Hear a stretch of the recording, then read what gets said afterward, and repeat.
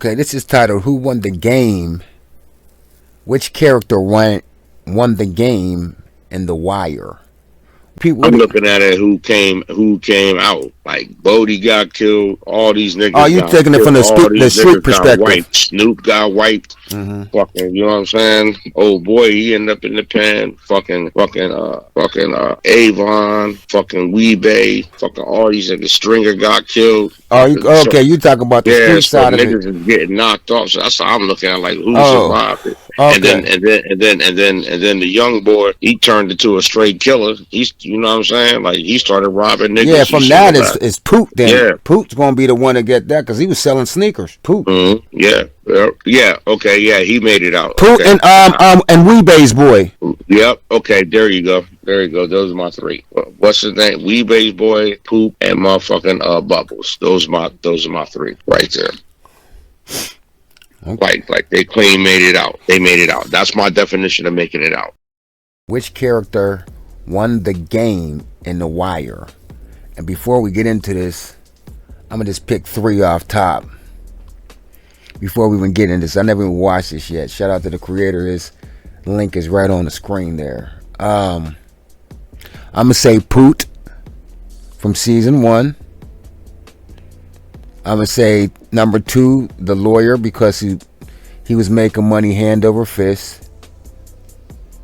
And I would say 3. 3 would be the city of Baltimore, because Baltimore was obviously the main character in this show, which they stated, the creator stated. So that'll be my 3. Like and subscribe. Let's get into the content.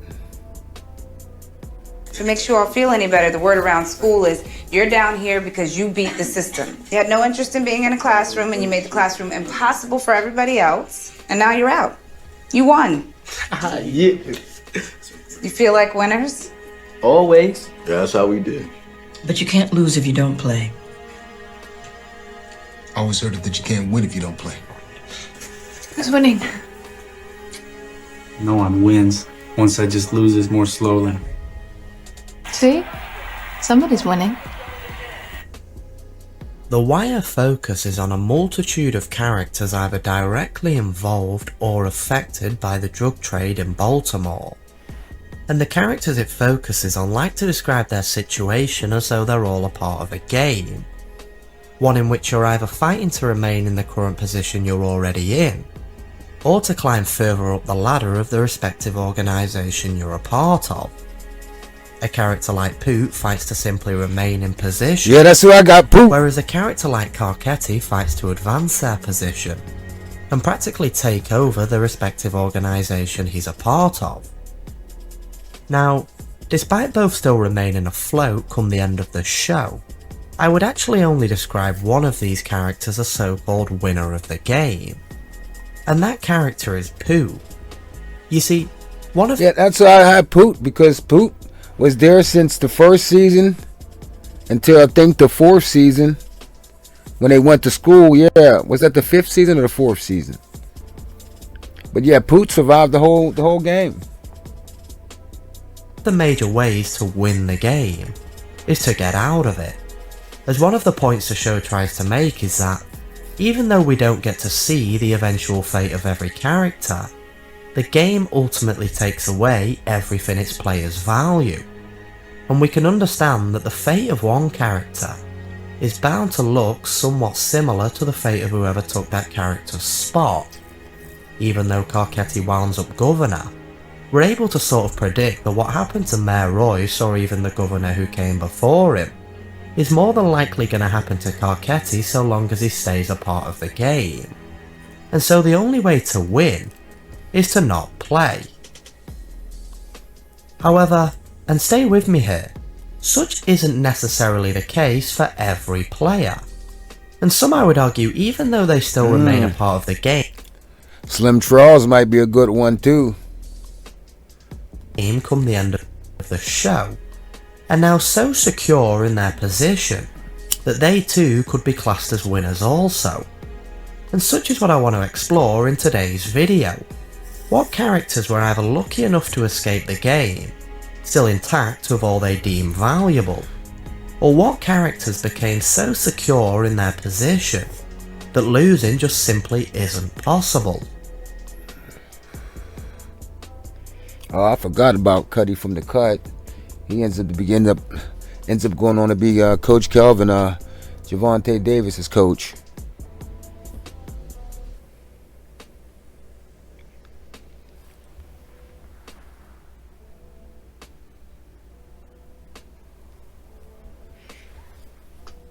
I'm trying to do right for your boy. Who dropped him? Y'all did. They took him out because he was talking to y'all. Word is they seen him with the police down at Central Bookie. So cuff me or kick my ass off this corner before you do me the same.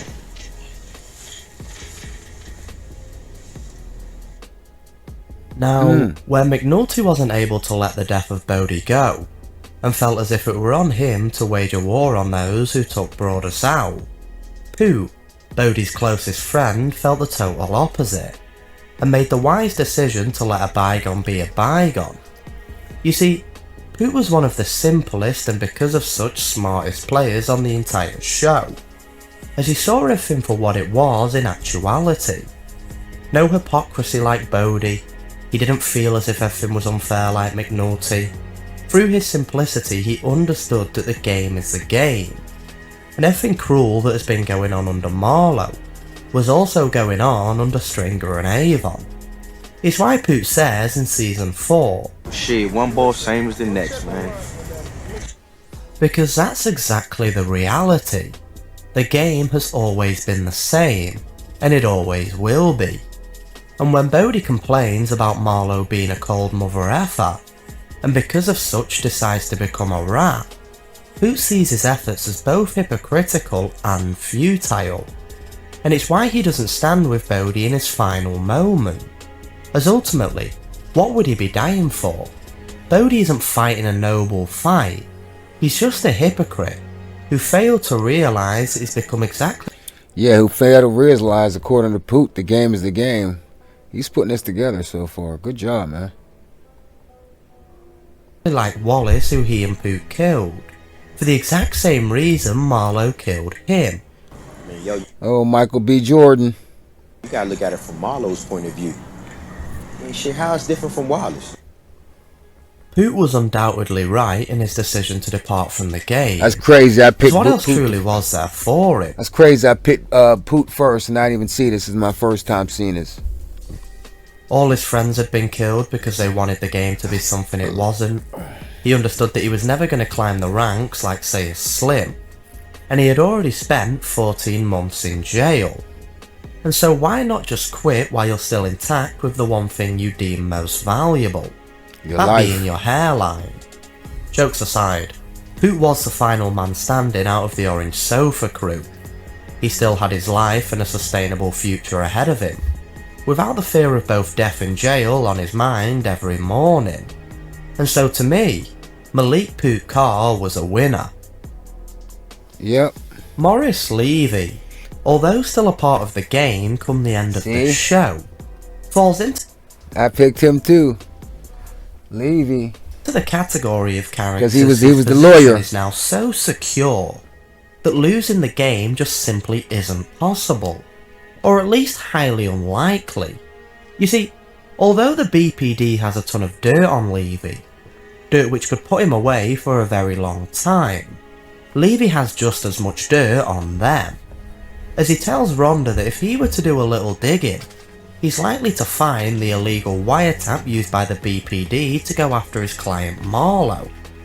And if Levy were to do a little more digging, he's also likely to find out the truth about the homeless serial killer, and would actually have ammunition to go after or defend himself from the now governor of the state, essentially saying that if the BPD or anybody else were to ever come for Levy, they would be shooting themselves in their own foot. You've taken this law firm to a whole new level. Me? Don't take me to that bad wiretap, I got all kinds of trouble. But now, if Marlo takes the deal, he's gonna get a walk after being charged with a multi-million-dollar drug seizure. That doesn't happen very often. And it even turned out because he's the one that gave her out the damn wiretap. He was the one that was trying to get Marlo busted, not Levy, but Herc. Yeah, Herc that ended up being working for Levy. Herc was trying to get Marlo busted because he stole his camera, but it ended up reversing on him. Does happen? The name and number of the defense attorney goes in the front pocket of every respectable drug trafficker. After Levy absolves Marlo from his multi-million-dollar drug lawsuit, he makes it out as if his firm is going to skyrocket, seeing as though Levy's card will now be placed in the pocket of every respectable drug dealer, meaning that Levy hasn't just become untouchable come the end of the show, but he's also now become one of, if not the biggest drug lawyer in Baltimore. Without question, Morris Levy has most definitely won the game. And if what Clay Davis told Lester were true, not just Levy, but all drug lawyers seem to be the ones who take less risk yet profit most from the drug trade in Baltimore, and by the sounds of it are practically winners from the get-go. But I'd love for somebody a part of such world to tell me more about the drug lawyers of Baltimore down in the comments section. Well, how's the lawyers? They the ones who make a path for all that street corner money. They showing all these kingpin motherfuckers how to send it overseas, bring it back, invest the shit. They the ones who these ignorant ghetto motherfuckers always listen to when it comes to cash money. And Levy, man, he got the most grease. Cedric Daniels and Irvin Burrell are two characters who both wind up in the exact same position during the course of the show. And you'll understand why. Hold on, let me think. Did they escape the game? Cedric ended up being a lawyer. What? Let's see. Why such is important in a minute. You see, Irvin's goal throughout the show was to simply remain police commissioner. However, it proved to be an incredibly challenging goal, as he found himself wedged between a hammer and an anvil every single day. Irvin was hated by his police force for withholding resources and directing them to do stupid policing, at the whim of whichever politician demanded it. And the politicians hated him because he demanded too many resources and would hardly ever deliver. And come season 5, Irvin could best be described as exactly what Daniels describes himself as being in the show's finale, that being a tree that's bent so far it's broken. Now, I'm not saying that Irvin Burrell deserves any sympathy, nor that his actions are at all justifiable, as they aren't. Irvin was as inept as they come, and he should have gave up his chair to the man capable of making a positive change the moment he was asked to. However, he didn't, and he threatened everybody he could in an attempt to try and remain police commissioner. Why he wanted such so badly, I'll never know. He eventually gets forced out of his position anyway, and because of the dirt he's collected on everybody over the 34 years he's been commissioner, his silence is bought with a job where he only has to work half the hours and is paid $12,000 more. As much as I hate to say it, Irvin had gone from an inept police commissioner who had to take everybody's shit, to wherever he is now, completely out the game and on more money than whatever he was previously on. Yeah, because I remember he gave Daniels the thing, he said, I'm just going to go golfing. Tragically, Irvin Burrell is a winner. I hear Carcetti's going to do right by you. Salary with the coordinating council, then a DC job. You deserve it. Sure, I deserve it, but not for doing the job. What I got, they gave me for carrying their water all these years. Now come the show's finale, Cedric Daniels finds himself in the exact same seat Irvin Burrell was once in. However, when Carcetti orders Daniels to dupe the stats and hide the crime, Daniels decides to do the one thing Irvin Burrell was never willing to do, that being to resign. You see, Carcetti wanted Daniels as commissioner because he knew Daniels would have a positive impact on the department. And Daniels took the role because he thought that with Carcetti in office, positive change might actually be coming to the BPD. However, the moment Carcetti started to play the game like the mayor before him, hiding the crime to advance himself politically and essentially proving that no such change will ever be coming, Daniels said screw it, he isn't going to become the next Irvin Burrell, bending over his entire career for politicians who promise change everybody knows will never come. I looked Carcetti in the eye, I shook his hand. I asked him if he was for real. This is the lie I can't live with. Ultimately, the role of commissioner is to simply carry the water for whichever mayor or politician needs it carried. And Daniels resigning from the role makes him a winner for the same reason it makes Burrell a winner. The two are no longer wedged in between the hammer and the anvil. Daniels also becomes a lawyer similar to Levy, and so one might argue that Daniels is even more of a winner than Burrell. Yeah, because I remember back then, when his wife wanted him to quit, he always had the private practice thing under his belt. Sure, he doesn't get to do anything good with the police department, but at least he isn't going to be bent over his entire career similar to how Burrell was bent over. Clay Davis throughout the entire course of the show was one of, if not the most corrupt politician in Baltimore. I disagree with this one already, but I don't know what he's going to say. Because they came back to Clay Davis and said, hey, we can get you federal. And that's when he started telling everything about Levy and Stringer Bell. With his crimes ranging from money laundering, to bribery, to blackmail, to fraud, to you name it, Clay Davis shut down everybody. And come the end of season 5, he somehow found himself more secure in his position than ever before, as the newly elected state's attorney Rupert Bond, quote, managed in a single week to transform Clay fucking Davis into Martin Luther King Jr. You see, Clay Davis is able to remain afloat after his trial in the final season. His trial. Because despite him so obviously robbing money from wherever or whoever he can, he still occasionally gives back to his community. And he does so to both buy his time and build party loyalty. You see, all it takes for the likes of Clay to remain in power is for him to fork out a tiny amount of cash from the thousands if not millions he's stealing, and give it to somebody in his community. Say he pays somebody's rent one time. The story of that good deed is going to spread like wildfire, and the people in his sector are going to start to view Clay Davis as a sort of hero, as frankly, they don't know any better. They just know Clay as the man who, say, fights to get a new daycare centre built in West Baltimore, not knowing that the $1 million is being given from Annapolis to build that new daycare centre, only 500 of that is going toward the actual centre, whilst the other 5 is going right in Clay's pocket. Because the people know. Now, I'm talking about the people now. The people know what I've done for West Baltimore and this city as a whole. They know the battles I fight in Annapolis every day.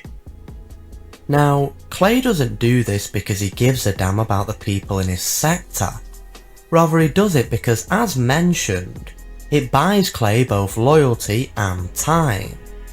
Time I imagine he's going to spend conning every politician and drug dealer he can, until they've got him laid out at Marge's funeral home and trucked him off to Mount Auburn. Senator Bond royally screwed up in his attempts to go after Clay, by not allowing the case to go federal. He turned Clay into a form of martyr, by putting him before a mostly black jury. So it was, but that's when Daniels came to him in the restaurant. And that's, because dude wanted to go federal because he wanted to be a mayor. State because he wanted to be the mayor. Who could sympathise with his constituency. And now nobody, not even the feds, are willing to hunt Clay down.